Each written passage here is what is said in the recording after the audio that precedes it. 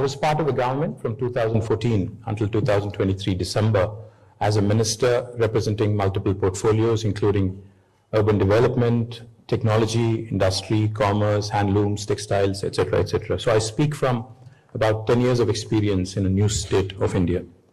Now, building up a social public movement with such high velocity as was done in the case of formation of Telangana, literally gives you hope that after Gandhi, after Pandit Nehru, and what all they had to do during India's independence movement, there are still possibilities and more, even in independent India, to achieve your dreams and to achieve your ambition through democratic struggle. One of the things I would like to quickly point out, Darwin's theory, they say, survival of the fittest. What makes Telangana special? What is so good about Telangana? We have done a number of things which probably have not been seen in any state in independent India in the last 78 years. How many of you in this room probably know? I am not sure. But if you just pull out your phone and probably type in Google, you just do a quick search in Google, world's largest lift irrigation project. The world's largest lift irrigation project, a multi-stage lift irrigation project. Now, many of us in this room, I'm sure, have heard of the Three Gorges Dam in China and how the Chinese execution and how quickly they move when it comes to how agile they are when it comes to execution, etc. But if you just Google the world's largest lift irrigation project, you would realize that it is in India and it is in my state, Telangana, and it was built within 3 years of time. Now, we lift water from about 80 meters above sea level all the way to 618 meters above sea level and irrigate nearly 45 lakh acres every single season. Now, this also is something that goes to show you that even in a democracy, a vibrant democracy, infrastructure projects can be made to happen in a timely manner. Of course, meeting with all the resistors, all the potential challenges, potential impediments, etc., we were able to deliver. Not only the world's largest lift irrigation project, but we're also the first state in India to have completed a massive project with almost $7 billion US, ensuring that every single home in Telangana, which is about 10 million homes, are provided with a portable drinking water connection. Now, this might sound like, in the first world, it might sound like something trivial, but in a country like India, where we have a lot of room to grow and a lot of things to improve, this is by no means a small achievement. Likewise, let me also share quickly the world's largest campuses of Google, Microsoft, Amazon, Facebook, Meta as it's called, and the most valued technology companies in the world, including Apple, Salesforce, ServiceNow, Novartis, Medtronic, all of their largest campuses outside of the US and outside of their headquarters are today in my state, my city, Hyderabad. And this is not a call center or a support center I'm talking about. This is cutting edge technology development that's happening in India, in my city, Hyderabad. And the landscape and the way it changed over the last 10 years is nothing short of incredible. The story is nothing short of incredible. One of the things I'd like to point out, just so that we talk numbers quite often. Have you heard of any state or country which has seen 156% growth in its per capita over the last 1 decade? Now, that's Telangana for you. We were ranked among Indian states, ranked 12 in 2014. But as of today, we're ranked number 1 in India in terms of per capita income, raising from 114,000 Indian rupees to now almost 400,000 Indian rupees. Now, this is the kind of progress that has been achieved by a young state in India, which has really dispelled the notion that, there are the red tape and, the challenges that are typically associated with doing business in India, and also the challenges that are typically associated with ensuring that we deliver. Now, just to expand on a bit on technology, not only did we attract large number of tech companies to Hyderabad, to Telangana, and to India, we also made sure that we provided enough and more jobs to the local youth and local youngsters. The number of jobs when we assumed office in 2014 in tech industry alone was about 323,000, 3,23,000. But by the time we relinquished office, that rose almost to 1 million, a whopping 10 lakh jobs. Now, also, that reflects in the numbers and performance of our technology exports. When we assumed office, the technology exports from Telangana were about 56,000 crores of rupees, Indian rupees, 56,000 crores of Indian rupees.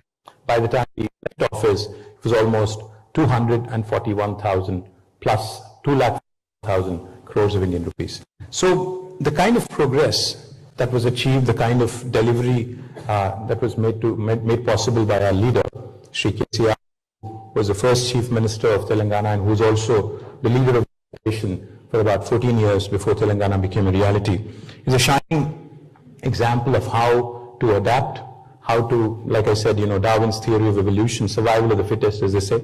If you have to theorize and if you have to probably translate into how things can also happen in governance, Telangana is a shining example. Likewise, let me also quickly add, disruption, is a word typically associated with the tech industry and the tech world. A lot of people think disruption typically means a tech startup, but disruption can also happen in governance. That's exactly what Telangana has shown you. For the last 78 years, we have the same set of officers, the bureaucrats, the civil servants, which by the way is a legacy from England, the IPS and the IAS and the IPS and the IFS, the Indian Foreign Service, Administrative Service, Police Service, Fire Service, etc., etc., is a legacy that India had gotten post-independence.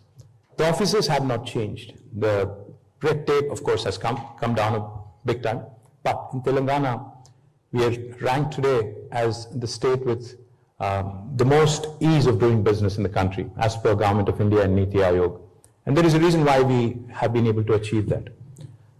The reason being, with the same set of officers, with the same set of people, with the same set of bureaucracy, our leader, Shri KTR, has chosen to disrupt the way we governed and disrupt the way we actually brought out laws and legislations. The first piece of legislation I will talk about quickly is something called as the TS-IPAS. Now the TS-IPAS literally is, it abbreviates for Telangana State Industrial Project Approval Self-Certification System. Anyone in this room, for instance, wanted to launch operations in India, and if you had to choose a state, because India is a very diverse country where everything changes every 100 kilometers.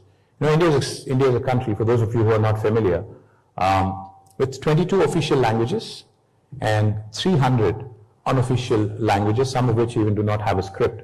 And for those of you who are wondering, these 22 official languages actually are as different from one another as are probably English and German and French. So India is a very, very interesting, very, very diverse country. It's more like Europe. It's United States of India with a European sort of composition and a very diverse country.